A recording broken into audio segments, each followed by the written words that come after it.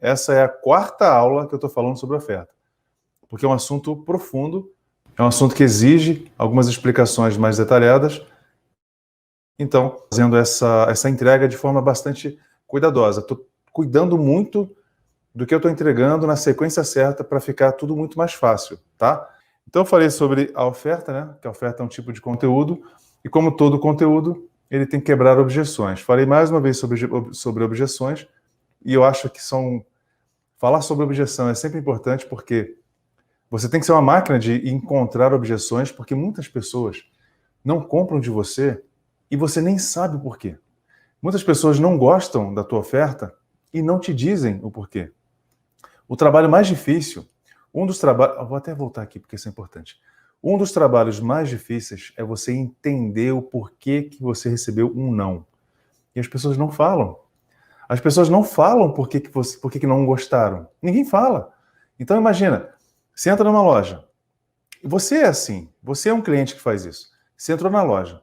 Aí você entrou na loja e o atendente logo vem, né? Posso ajudar, senhora? E aí você, não, só estou dando uma olhadinha. Você tem ali um monte de objeção que você não falou para ela. Eu estou achando caro, não gostei de nada que eu vi, eu não estou com dinheiro, não estou querendo comprar nada, só estou olhando mesmo. Só estou dando uma olhadinha é uma desculpa que você dá, que não é necessariamente a verdade, que não é necessariamente o real motivo de você não querer comprar o produto daquela loja. A gente dá um miguezão, é o famoso migué. A gente dá migué. Todo mundo dá miguelada. E essa miguelada, ela não fica clara para outra parte. O vendedor não sabe o porquê. Você pode não ter gostado de nada da loja. Você pode ter achado tudo muito caro. Você pode ter achado, sei lá, as peças feias. Alguma coisa fez você não querer comprar. E o que é que faz você não querer comprar? O teu cliente também não compra de você por algum motivo. Pronto. O teu cliente também não compra de você por algum motivo. Só que ele não te fala. Você nunca sabe por que você recebeu um não. E aí o que acontece? Se você não sabe o que impediu uma compra, como é que você vai corrigir? Se você não sabe o que impediu a compra, como é que você vai fazer para não acontecer de novo? Você não sabe. Então, um dos trabalhos mais importantes que você tem que ter aí no teu negócio você tem que ser um detetive de objeções. Você tem que ser um detetive de objeções. Você tem que buscar as objeções, tem que saber encontrar. E objeção, você nunca vai ter todas as objeções. Matar a objeção, gente, é a coisa mais fácil que tem. Quando eu for falar sobre gatilhos mentais, vocês vão entender. Matar a objeção é a coisa mais fácil que tem. É a coisa mais mole que tem. Matar a objeção é moleza. O problema é saber qual que é a objeção que você tem que matar. Encontrando a objeção é fácil de resolver. Sabendo qual é a objeção é fácil de resolver. O difícil é saber qual é a objeção. Porque se você souber qual é a objeção, você vai saber exatamente a arma certa para quebrar essa objeção. Identificando o tipo, igual bactéria, sabe? Sabendo o tipo de bactéria, você sabe qual é o antibiótico certo para ela.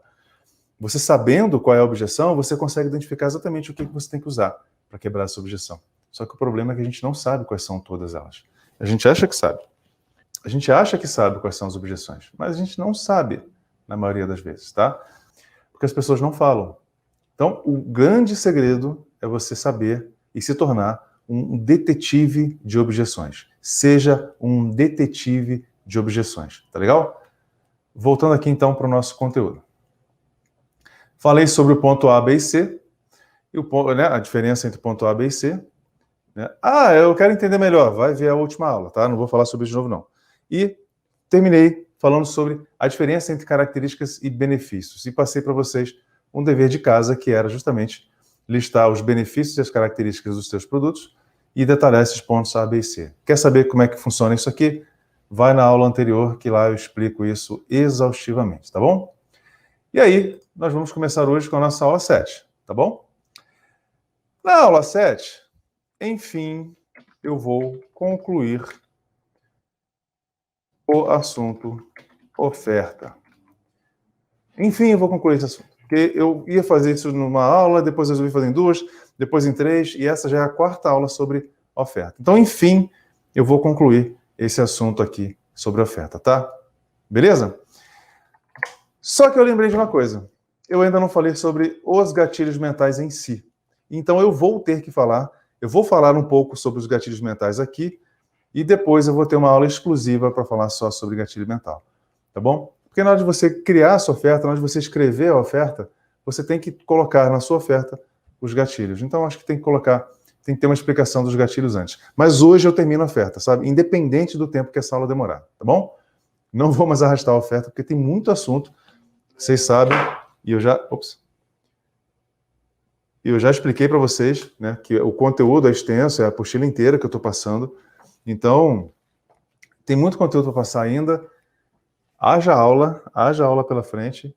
Então, nós vamos finalizar a oferta hoje, tá bom? Revisitar esse assunto de vez em quando, mas eu quero que isso aqui seja conclusivo. Eu quero que você entenda e consiga aplicar aí, hoje ainda, no teu negócio, algumas ofertas aí, tá? O que você precisa usar? Pré-requisitos para criar a sua oferta irresistível. Quais são os pré-requisitos para você criar uma oferta irresistível? O que significa uma oferta irresistível? O que significa isso? Oferta irresistível é isso, cara. Você oferece algo de um jeito tão bacana, de um jeito tão incrível, que se torna quase impossível da pessoa recusar aquilo que você está oferecendo para ela. É uma sequência de coisas que você fala, que você escreve, que você grava em vídeo, enfim. O formato é uma história, tá? O formato é diferente. Eu posso fazer por vídeo, eu posso fazer por carta, eu posso fazer vídeo montagem, eu posso fazer por áudio, enfim. É uma sequência de coisas que você diz que faz com que a pessoa tenha muita vontade de comprar aí o teu produto. Tá legal? Então, quais são os pré-requisitos para essa oferta irresistível? Eu tô ficando até sem espaço, minha mesa é gigante. E eu tô ficando sem espaço ainda assim, acredita? Vamos lá, deixa eu abrir espaço aqui, porque o teclado tem que vir para cá. Então, pré-requisitos para a sua oferta irresistível. Requisito número 1. São as palavras do campo semântico do seu cliente. Tem que saber quais são as palavras. O que são as palavras do campo semântico? O que é um campo semântico, gente? Vamos resumir aqui. O que é campo semântico? Campo semântico. Campo semântico é o seguinte. Quais são as palavras que o seu cliente está acostumado a ouvir? Quais são as palavras, os termos que são acostumados? Os termos que ele está habituado a conviver no dia a dia. Se o teu produto fala sobre saúde e o teu cliente é o teu cliente ideal, né? O teu cliente perfeito, que ainda não falei sobre o cliente perfeito, vai ficar para as próximas aulas. Depois eu explico o que é isso. Mas é o cliente ideal, o cliente perfeito, e vocês vão entender por que eu uso esse nome perfeito, tem um motivo para isso. Quais são as coisas que esse candidato a cliente está acostumado a ouvir? As palavras que são mais comuns ao dia dele.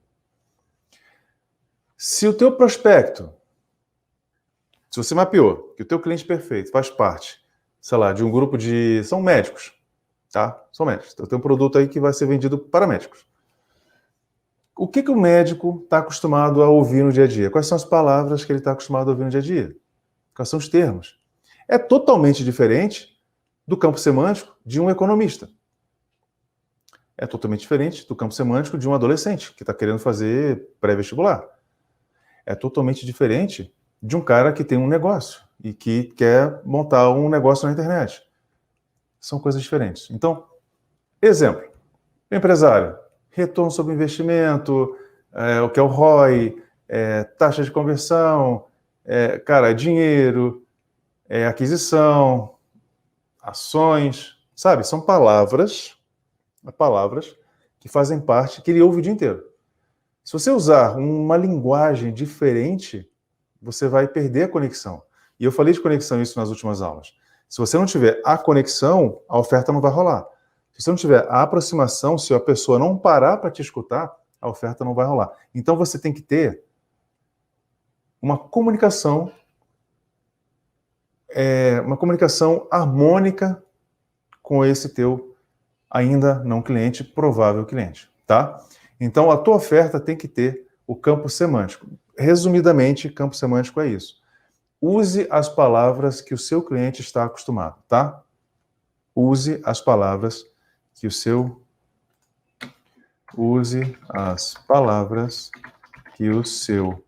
interlocutor, não vou chamar de cliente porque você está fazendo uma oferta, talvez ele ainda não seja um cliente. Pode ser que ele seja um cliente recorrente, pode ser que ele já seja seu cliente em algum produto e você está oferecendo uma oferta, oferecendo a oportunidade de compra de um outro produto para que ele vire um cliente recorrente, mas eu vou chamar de interlocutor, tá bom? Use as palavras que o seu interlocutor está acostumado no dia a dia. Dia a dia não tem mais hífen não, né? Acho que não. Beleza? Então você tem que saber qual é o campo semântico, tá bom? 2. Palavras emocionais. O que são as palavras emocionais? Palavras emocionais. Palavras que elicitam emoção. Eu vou deixar a palavra emocional para daqui a pouco, tá? Vamos para o 3º item. Gatilhos mentais. Com essas 3 coisas aqui, você tem os ingredientes necessários para fazer a sua oferta. Tá legal? Eu vou falar sobre gatilho mental antes de passar a sequência da oferta. Deixa eu pegar aqui os gatilhos. Beleza? Vou dar ênfase aos gatilhos. Vou falar sobre palavras emocionais quando a gente estiver falando sobre já a estrutura de venda, a estrutura de oferta, tá bom? Então, o que são os gatilhos? Vou dar uma pincelada no gatilho, a gente vai falar de gatilho depois de uma aula dedicada a isso, tá? Mas eu quero já passar para vocês hoje a estrutura da oferta. Confia em mim que vai dar certo esse caminho que eu estou pegando, tá bom? O que são gatilhos mentais? Gatilhos são atalhos que você oferece ao seu interlocutor para que ele tenha mais facilidade em tomar decisões. Você está dizendo para ele os gatilhos, né, os atalhos, o termo certo, gente, deixa eu botar aqui para mim. O termo certo é porque essa tradução foi mal feita. Esse termo, gatilho mental, todo mundo usa como base um livro chamado Armas da Persuasão, do Cialdini. Então, a tradução ideal do que ele chama lá de triggers, né? O que são os triggers? Triggers são starts, né? Coisas que startam. Só que o termo certo não é trigger. A tradução correta de gatilho mental, gente, seria atalho mental. Atalho. Atalho. Gatilho tem uma... Como é que eu vou dizer? Tem uma conotação de revólver, né? Como se você... Pá! Isso tem um peso muito grande. Isso tem um peso muito grande. Então, eu chamo de atalho. A tradução correta, na verdade, é atalho, e eu chamo de atalho porque é justamente isso. Se você entender dessa forma, fica mais fácil. Entenda dessa forma. Atalho é porque você está fazendo o cérebro do interlocutor pegar um atalho. Você está encurtando a distância entre um ponto e outro. Você está encurtando a distância entre o momento que ele está e a decisão que você quer que ele tome. Então você está facilitando o processo. Poderia chamar também de facilitador mental, tá? Você está facilitando que ele tome a decisão através de um recurso. E esse recurso, o mercado convencionou com o nome de gatilho mental, e aqui vocês vão ouvir falar sobre atalhos mentais. Eu vou falar gatilho quando eu quiser que você saiba do que eu estou falando, tá? Mas e na minha apostila está escrito atalho mental, tá bom? Então são recursos para você facilitar a tomada de decisão, ok? Beleza? Estou tentando dar uma acelerada para poder caber tanto conteúdo na aula de hoje, porque a aula de hoje tem coisa pra caramba para poder passar para vocês. Tá legal? Então vamos lá. Principais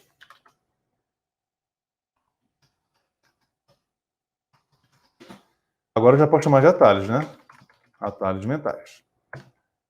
Quais são os principais atalhos mentais?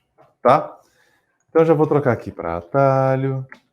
Eu vou trocar aqui para atalho e é isso, tá bom? Que são atalhos mentais, tá? Vou chamar de atalhos a partir de agora, já que vocês entenderam o que significa e qual que é a diferença entre essas coisas, tá? Atalho mental número 1. Chamar de curiosidade. Curiosidade.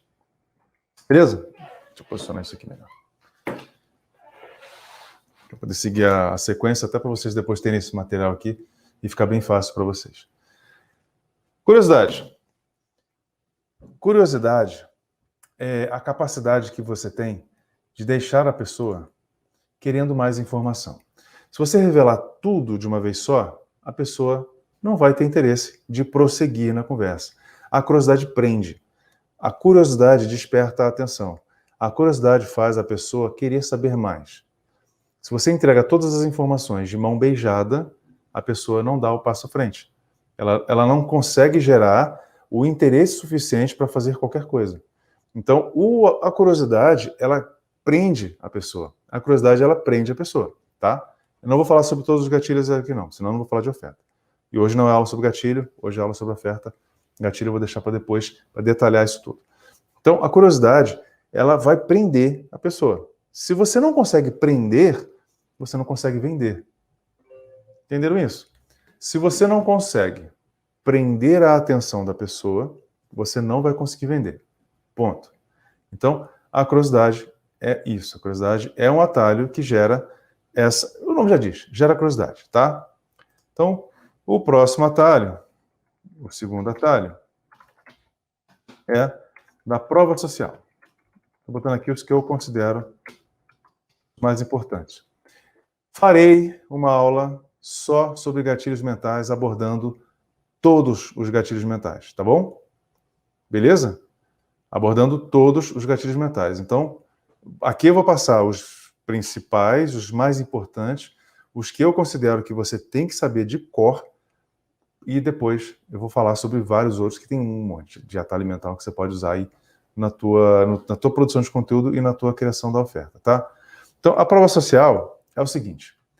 Prova social é aquela impressão, aquela falsa impressão que nós temos de que o que todo mundo gosta é necessariamente melhor.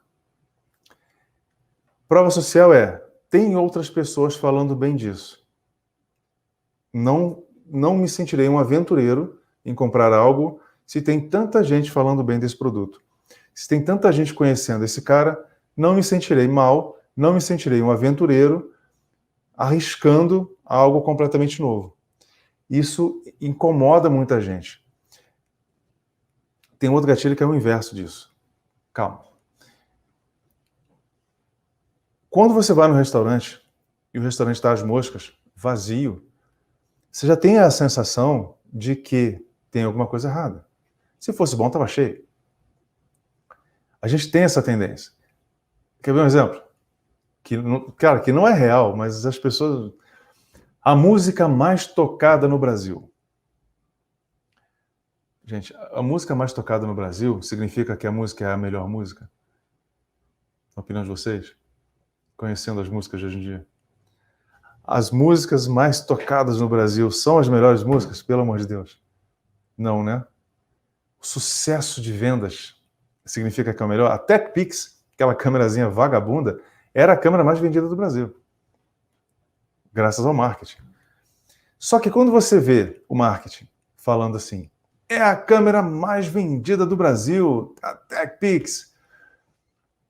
Cara, se tá todo mundo comprando esse negócio, deve ser pelo menos bom. E tá barato. Lembra do comercial da TechPix? Aquilo é um exemplo de oferta maravilhoso, tá? Tô falando mal da câmera, não tô falando mal do marketing. O marketing é bom. Foi muito bom, era muito bom e fez o que tinha que fazer e deu muito certo. Só que era uma porcaria de produto, mas era a câmera mais vendida do Brasil. E automaticamente você pensa assim, uau, todo mundo não pode estar errado. Porra, tem milhões de pessoas comprando esse negócio. Não pode ter, sei lá, 1 milhão de pessoas erradas. Gente, nem sempre. Eu vou dizer que na maioria das vezes, o mais conhecido é melhor. Nem sempre o mais conhecido é melhor. Nem sempre o maior sucesso de vendas significa o melhor produto. Porque o que vende, além do produto, é a oferta. Deixa eu botar uma coisa aqui importante, gente. Olha só, prestem atenção nisso aqui. Isso aqui é fundamental, tá? Como várias outras coisas aqui, né? Mas vamos lá. Isso aqui, de fato, é fundamental. Na opinião de vocês, o que vende? O produto ou oferta? O que vende, gente? O que é que vende? O que é responsável pela venda? O que é que faz as pessoas comprarem 1 milhão de TechPix? É o produto ou é a oferta? Vou até aumentar aqui. O que é que vende, gente? É o produto ou é a oferta? Pensa um pouquinho. É fácil ter essa resposta depois da explicação que eu dei aqui agora, né? O que vende é a oferta, cara.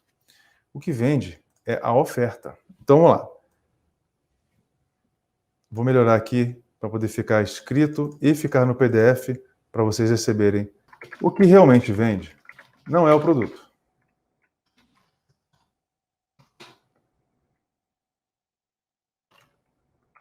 Mas sim a oferta. Eu fui na Amazon e eu comprei um livro lá. Tá? Eu fui na Amazon e eu quero um livro. Aí eu achei o livro lá e comprei. É um livro que eu já queria e tudo mais. Aí comprei. Eu não comprei o livro. Eu comprei a promessa de que esse livro vai chegar na minha casa.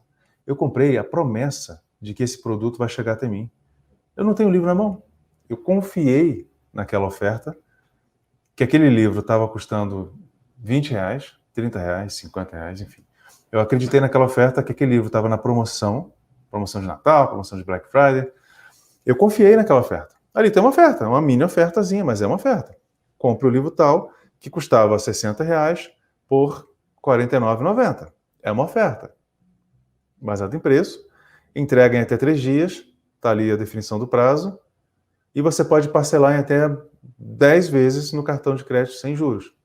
Está ali as condições para você comprar aquele produto. Uma pequena oferta. Então, eu confiei naquela oferta, cliquei no botão comprar, passei, botei o número do meu cartão e comprei. Eu comprei o livro? Não, eu comprei a oferta. Eu comprei a oferta e a promessa de que o livro vai chegar na minha casa. Então, o que vende é a oferta. Dessa forma, gente, vocês podem vender até produto que não existe. Como assim, Ed, vender produto que não existe? Você pode vender produtos que não existem. Produtos que não foram prontos ainda. Produtos que não estão prontos ainda. Produtos que serão produzidos a partir da sua compra. Produtos por encomenda.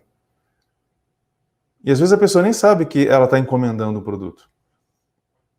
Gente, tem uma estratégia de venda de curso que é muito legal. Você pode vender um curso, um treinamento online, por exemplo, que você primeiro vende para depois produzir. Que aí o teu fluxo de caixa fica invertido, né? Primeiro você recebe para depois você gastar. Primeiro você pega o dinheiro para você poder fazer ter o custo, né, da produção. Primeiro você vende, depois você tem o custo da produção. Isso é incrível quando você consegue fazer isso. Mas você tem que entregar, é claro que você tem que entregar. Não é vender produto que não existe e não entregar. Não é disso que eu estou falando, pelo amor de Deus. É receber primeiro e produzir depois para entregar para a pessoa depois, com prazo. Então você pode fazer produtos que tem um pedaço pronto, a pessoa compra e com essa venda você produz o restante e entrega o pacote completo. Com a vantagem de que se você fizer a oferta e não vender, você não gastou produzindo tudo. Você produziu só um pedaço. Então você pode vender um pedacinho de uma coisa que ainda não está 100% pronta. Um apartamento na planta, por exemplo.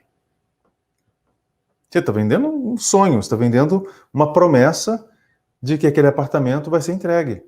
Então, você vende um projeto e depois, com o recurso que você capitalizou, você constrói. Ou seja, as pessoas compram uma promessa, as pessoas compram uma oferta, tá? Ficou claro isso? Vamos em frente, tá bom? Então, uma boa oferta consegue vender até mesmo produtos que ainda não estão prontos. Você não precisa de um produto para ganhar dinheiro, você precisa de uma boa oferta. Você não precisa ter um produto pronto para ganhar dinheiro.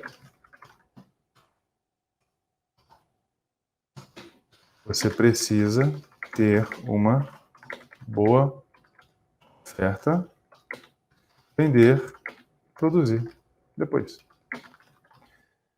Produzir depois, tá? Isso tem que ser claro. A pessoa vai comprar, olha só, você vai comprar e você vai receber isso.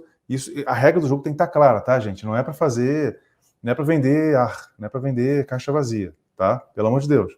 Entenda o que eu tô falando. Isso é estratégia. O Rock in Rio vende ingressos para shows sem nem ter fechado ainda o line-up, tá bom? O Rock in Rio vende os ingressos dos dias dos shows sem nem ter definido ainda quais são os artistas que vão tocar naquele negócio. Por quê? Porque essa venda antecipada gera recurso para que esse recurso seja usado na produção do evento.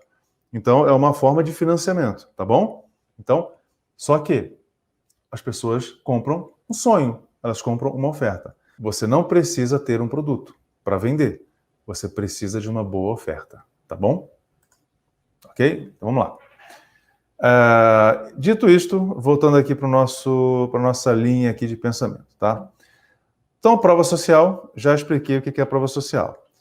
Vamos pegar aqui, esse aqui, que é o autoridade.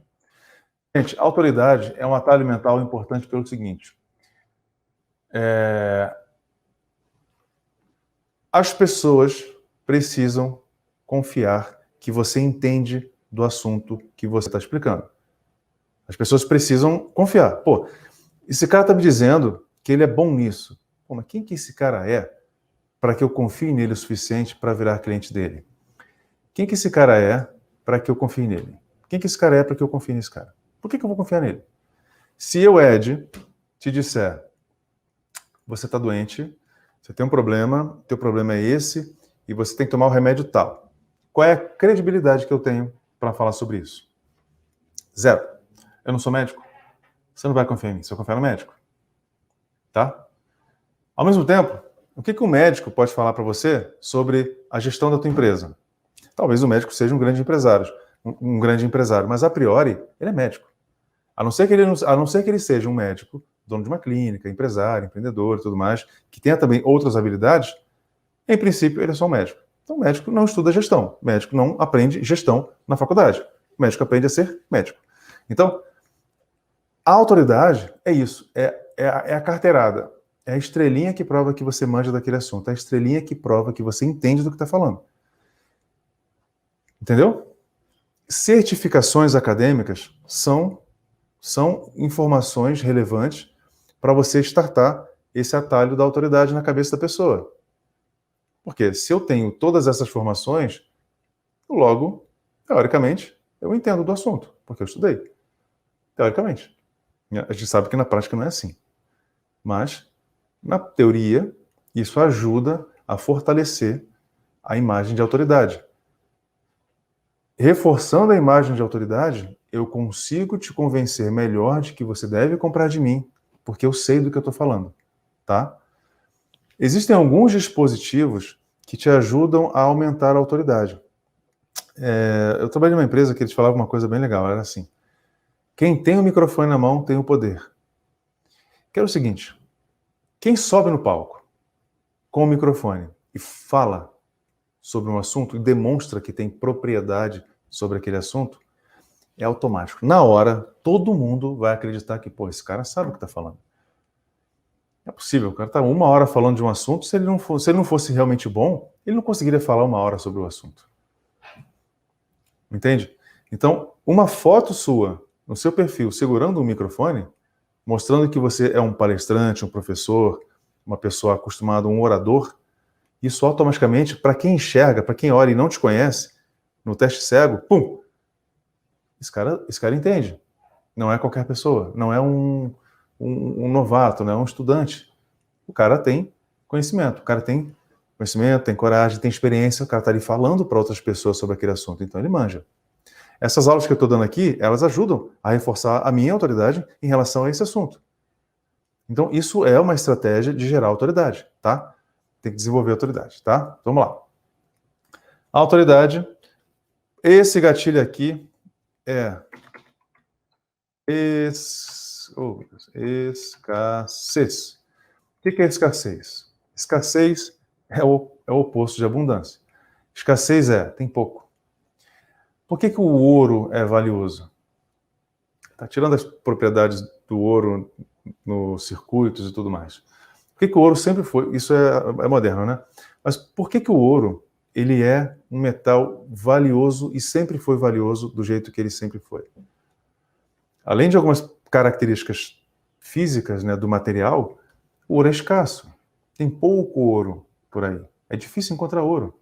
Ah, tem uma mina de ouro. Cara, mas olha o tamanho do planeta e a quantidade de ouro que já foi extraída. O ouro é um metal raro.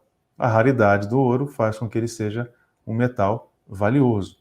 Tudo que é raro, tudo que é escasso, tudo que tem pouco, tende a valer mais. Tende a valer mais. Então a escassez, ela ativa uma percepção de valor e também uma percepção de urgência. Se eu falar para você que eu só tenho 10 unidades,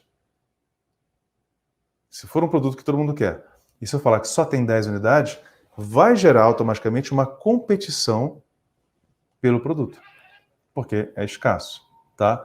Então a escassez é um atalho mental muito poderoso para fazer as pessoas tomarem decisões, tá? A gente está falando de oferta, a gente está falando de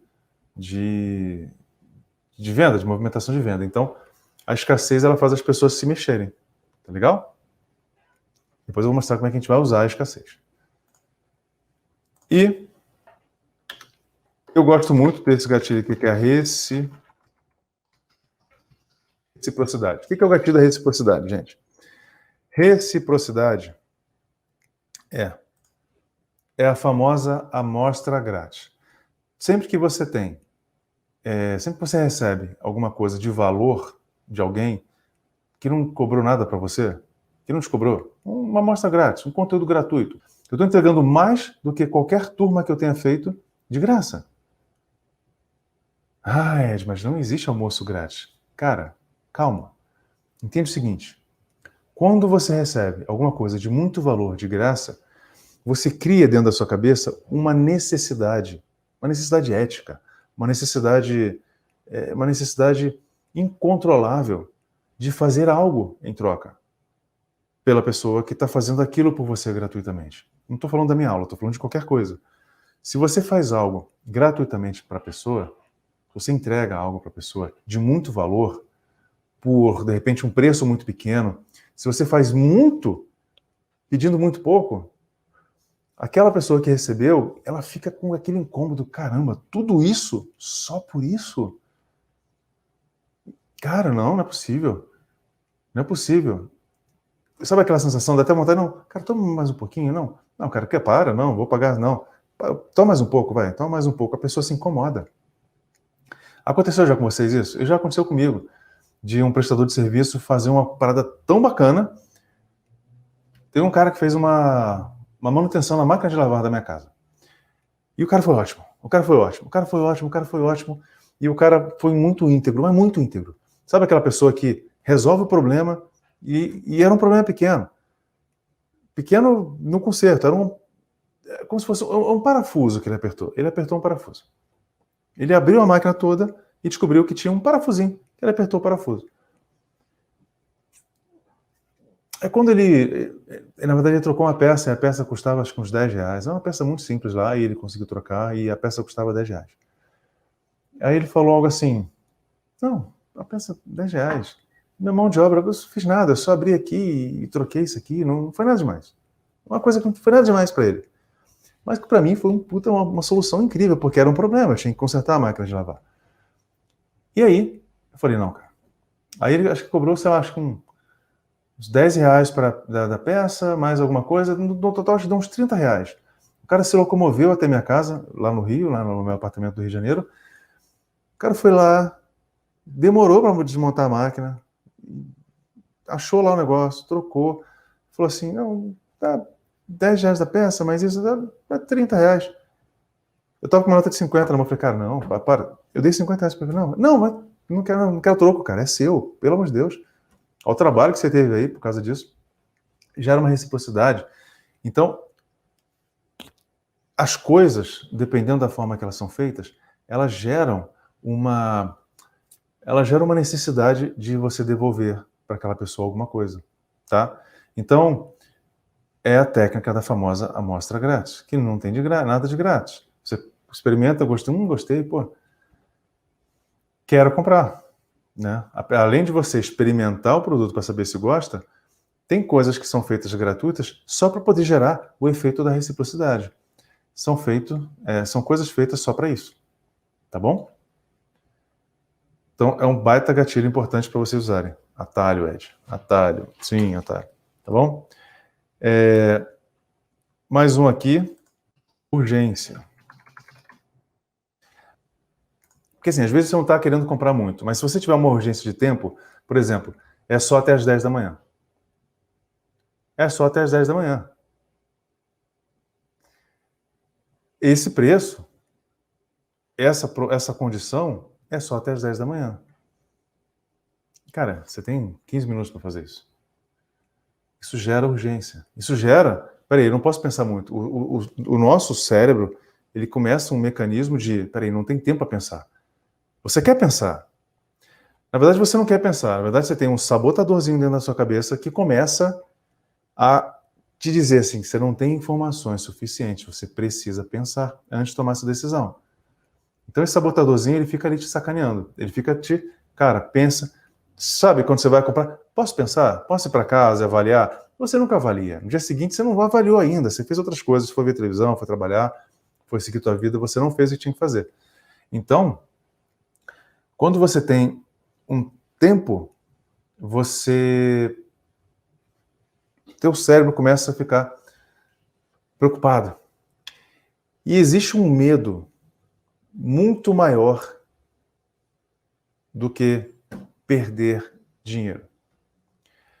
Existe um medo muito maior do que o medo de se arrepender de ter comprado alguma coisa. Qual que é o medo maior do que o medo de você comprar algo e se arrepender de ter comprado?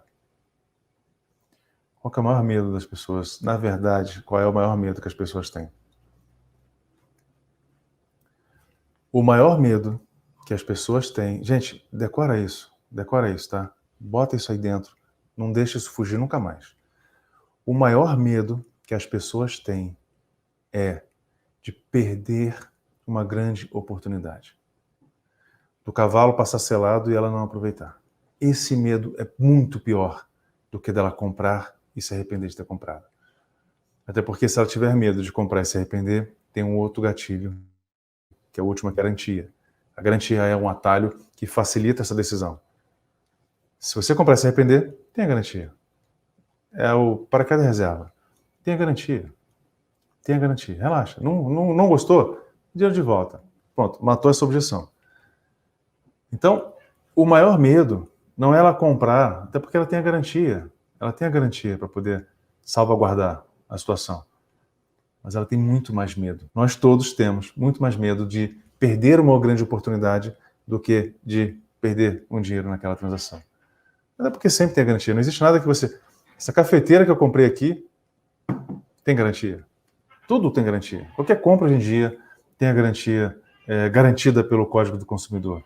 Então, não é mais medo de perder dinheiro. É medo de...